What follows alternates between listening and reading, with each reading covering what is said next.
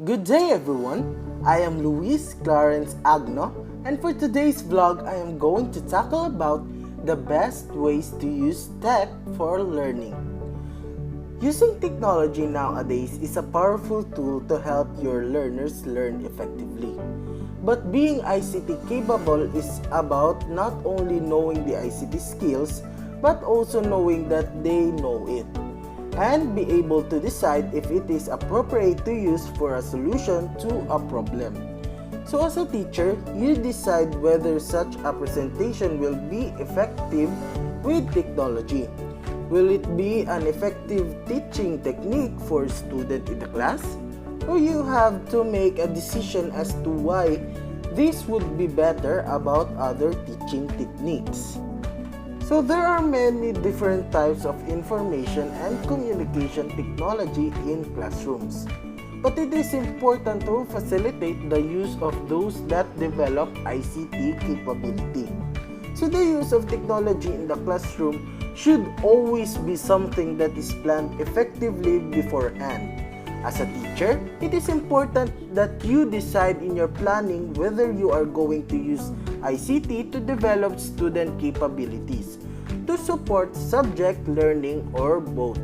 So if you are looking for ideas as to how to use technology in the classroom, here are some examples included. So technologies that can be used in classrooms are word processors, databases and spreadsheets, graphics software, and presentation software. So these are the best ICT in the classroom examples, as they truly represent that integrating ICT in the classroom is all about today. Here are a few ideas to what you can do. First, we have word processors. So word processor is a computer program used to write and revise documents, compose the layout of the text, and preview on a computer monitor how the printed copy will appear. So according to Senewald and Bailey 2016, word processor allows human beings to freely and efficiently share ideas, thoughts, feelings, sentiments, facts, and other information in written form. It can help facilitate, enhance, or extend children's learning. Word processor can help make explicit links between knowledge, understanding skills, as they are closely associated with literacy and language development at all levels. Second, we have databases and spreadsheets. Spreadsheet and a database come down to the way they store data. But the differences between these two is spreadsheet data is stored in a cell and can be formatted, edited, and manipulated within that cell. While on the other hand, database cells contains records that come from the external tables. So a key strategy that you will need to ensure occurs is when using spreadsheets that you make explicit the role of the equal sign formulae. To develop ICT capability, embed meaningful activities in purposeful subject-related contexts by providing them with the knowledge of the principles and processes required to enter and manipulate data. This will help them learn something about the subject being taught. Third, we have graphic software. Graphic software creates, edits, and manages two-dimensional images. These computer graphics may be clip art, web graphics, logos, headings, backgrounds, digital photos, or other kind of digital images. Generic and affordable programs are readily available to enable children to develop capabilities in drawing and painting programs. Images can be used in literacy lessons, and when they create their own using their programs, it adds a whole new level of engagement in it. Fourth, we have presentation software. It is a software package used to display information in the form of a slideshow. Incorporate a multimedia element in your activities by using presentation programs that uses video, images, sound, and animation. They can develop slideshows and digital presentations with sound and music, which can help you hook the attention or help you support their learning process.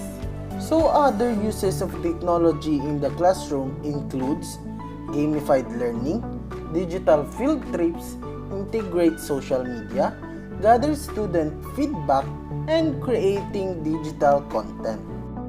Since we tackle different ICT that we use to help students learn effectively, have you ever wondered why students benefit from using technology in the classroom? So using technology in classrooms creates space for students to have a voice in their learning. So they became empowered to take responsibility of their learning, and they begin to learn how to use ICT as a tool that is designed for a specific purpose and to use it creatively, effectively, and safely. So these are the strategies for teaching with technology. First, it is important that you always have high expectations at the beginning. This is significant as children will always enter your classroom with various levels of capabilities in ICT. They don't call them the digital natives for no reason. Second, ICT activity is implemented in subjects. It is essential that you gain an appreciation of children's ICT capability so that you can effectively plan for progression. This is typically done through observing their use of ICT techniques and determining their conceptual understanding of them. Third, continue this formative assessment strategy throughout the year to keep track of students' progress in ICT capability in key learning areas. And lastly, throughout this time, set clear expectations and intervene at the appropriate times. So what is ICT literacy? ICT literacy in education is the ability of a person to define, access, integrate, evaluate, manage, create, and communicate with ICT tools and resources. So today, technology and ICT have transformed society in many ways, and ICT literacy skills are needed for everyone if there is to be an ICT proficient society.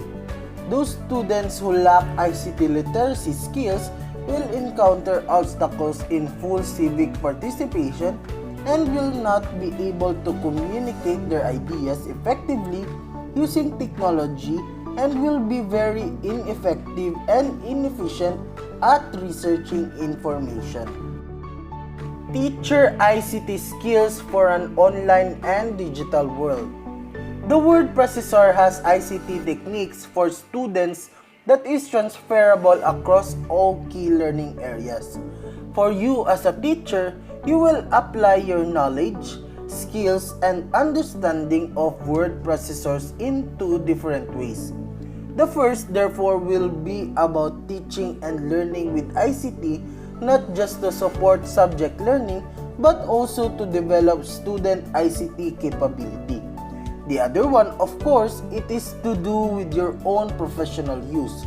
You need to be competent and confident users of it. This does not mean that you need to know the answer to every question, but to have a working knowledge of it so that you can plan, support, and assess its use in activities along with being able to predict any arising difficulties. So we have spreadsheets. Spreadsheets is one of the top 21st century ICT skills for teachers. The modeling of spreadsheet in the classroom is important because it may appear very mathematical, business-oriented. The educational potential in quantitative subjects is considerable. They enhance the display and analysis of data, enabling students to gain rapid and accurate summaries and graphs from raw figures. This knowledge, skills and understanding of spreadsheets therefore have relevance across the primary curriculum. So as a teacher, you might use them for compiling grades of your students. An example of modeling the ICT in the classroom is perhaps by showing how the formula can be replicated using the fill down function. We have graphics software. Using ICT in the classroom in the primary classroom should not necessarily require a high level of ICT skills for teachers. There are many graphics programs that in generic are very easy to use. ICT skills for teachers of these programs will enable you to prepare resources such as a mathematic worksheet. You may have to use models such things as cropping an image from a digital camera and transferring it to a word processing program. So we have databases. Like spreadsheets, the use of this ICT in the classroom can be just as widespread. They are useful in education as they enable students to analyze the information they are recording. So it will be important for you to show students how to understand the information they are generating as they generate suitable questions and interpret the results they obtain. Remember that data handling software in schools are designed to facilitate learning about the processes and possibilities of data handling as well as the retrieval and manipulation of information. Presentation software skills. So when developing student ICT capability, an important part of your teaching needs to involve enabling students to have conceptual understanding behind every ICT techniques they use. For presentation software, the concepts of transition and animations are therefore important in designing a presentation and do not have equivalents in the printed form. So for you as a teacher, presentations have tremendous value in supplementing and supporting an oral presentation by showing visually the instructional of ideas a more effective way. The key element in the program can help with the emphasis of points and the focusing students' attention on key issues and relationships. Information literacy skills. Web searching skills are an important skills to have for not only the 21st century teacher but also for students. You will need to model the correct way how to search for the information on the World Wide Web on a daily basis at times depending on the activity that you set for students. So any activity that involves students researching information for their work will need you to demonstrate these ICT techniques. Information literacy skills have widespread implications across all key learning areas as you learn to become more of a facilitator of knowledge than a provider of knowledge and information in your class. And lastly is email skills. Emails, as you know, are interactive as well as asynchronous. You can also send large amounts of information worldwide at no extra cost. However, did you know that it is also has applications for the development of literacy? The language that people use to write emails is different at times. Modeling email etiquette will be very important for you to include in your planning.